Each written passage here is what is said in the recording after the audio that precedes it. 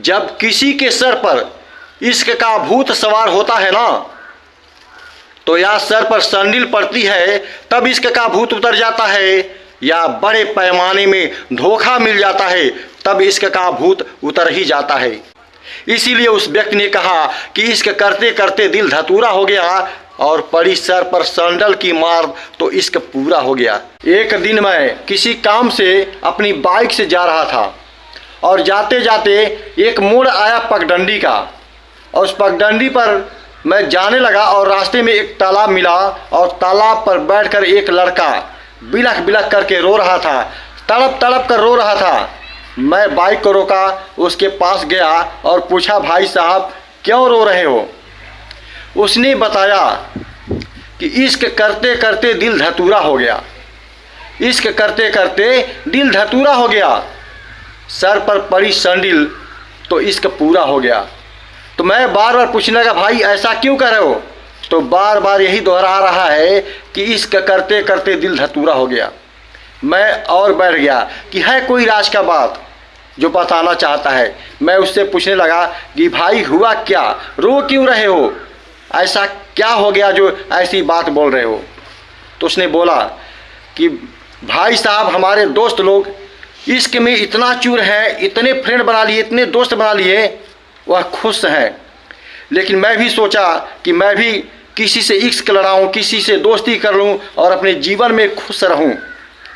और इसी बात को लेकर के मैं एक नए नए तरीके से अपने दोस्त को प्रपोज करने लगा, लेकिन कोई प्रपोज मेरा स्वीकार ही नहीं करता था। वह व्यक्ति सारी कहानी आप बीती सुनाने लगा कि एक खूबसूरत दोस्त को प्रपोज करने के लिए दिन भर भाग दौड़ करता रहा कि कोई खूबसूरत दोस्त मिल जाएगा तो मैं उसे प्रपोज करूंगा, और किसी को प्रपोज करता तो उसे पागल समझ करके लोग दूर चले जाते थे, कुछ कहते नहीं थे।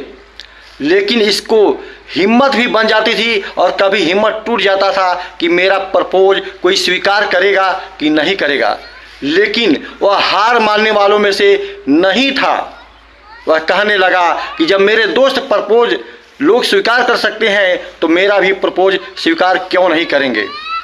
लेकिन लड़का देखने में सुंदर नहीं था तो प्रपोज कोई क्यों स्वीकार करेगा। लेकिन जब हार नहीं माना तो प्रतिदिन का इसका क्रियाकलाप था कि किसी को खूबसूरत देखता था तो प्रपोज करता था, लेकिन इसके प्रपोज को कोई स्वीकार नहीं करता था। लेकिन आखिरी दिन एक घटना घटी, एक बहुत ही खूबसूरत लड़की आई और इसके दिल को छू गई और सोचने लगा आज मैं इसी को प्रपोज करूंगा।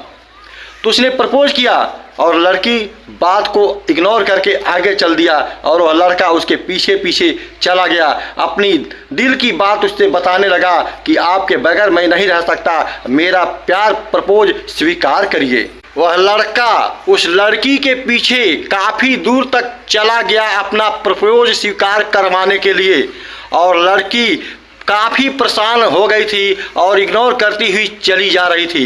लेकिन उस लड़की को जब गुस्सा आया और लड़के से बोला ठीक है कर प्रपोज, और लड़का ने प्रपोज किया कि मैं तुमसे प्यार करता हूँ। तो लड़की ने कहा ठीक है मैं तेरा प्रपोज स्वीकार करती हूँ, लेकिन बदले में मेरे से भी कुछ लेते जा। लड़की ने उठाया संडिल और उस लड़के के सर पर लगी मारने, ले मैं तेरा प्रपोज इसी तरीके से स्वीकार करती हूँ, बार बार काफ़ी देर से मेरे पीछे पीछे चला रहा है, तुझे इतनी भी अकल नहीं है। तो लड़के ने कहा कि बहन अब उस समय गर्लफ्रेंड मान करके प्रपोज करवा रहा है, लेकिन संडिल जब सर पे पड़ी तो कह रहा है कि बहन रुको, आखिरी शब्द सुनते जाओ।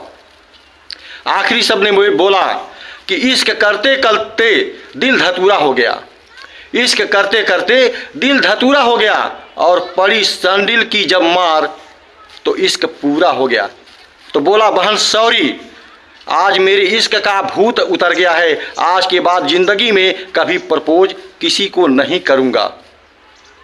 मेरे दोस्तों वह लड़का सारी कहानी बताया तो मुझे बहुत दुख हुआ। जब किसी के सर पर इश्क का भूत सवार होता है ना, तो या सर पर संडिल पड़ती है तब इश्क का भूत उतर जाता है, या बड़े पैमाने में धोखा मिल जाता है तब इश्क का भूत उतर ही जाता है। उतरता इश्क का भूत सभी का है, लेकिन जब तक ऐसी घड़ी नहीं आती है ना, लोग इश्क बाज करते करते बाज नहीं आते हैं, पीछे नहीं हटते हैं। और पीछे तब हटते हैं जब उनकी इज्जत आबरू सब खत्म हो जाता है।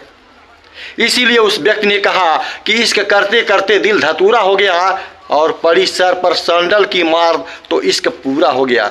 अब सोचिए, वह व्यक्ति जीवन में कभी किसी से लब नहीं करेगा, किसी को प्रपोज नहीं करेगा। यह कहानी फिर उस आदमी को मैंने समझाया कि बाबू जो हुआ सो हुआ, अब भूल जा, अपने लाइफ में वापस आ जा और अपनी जिंदगी को संवार लो। इश्क करते करते दिल धतूरा नहीं होगा, आपका दिल उज्जवल हो जाएगा, खुशनुमा हो जाएगा। एक बार अपने दिल में वापस आकर के देखो, अपने दिल की बगियां को हरी भरी करके देखो। तो दोस्तों, इसी के साथ मैं वाणी को विराम देता हूँ। यह कहानी कितना अच्छा लगा कमेंट में ज़रूर बताइएगा। धन्यवाद, बाय।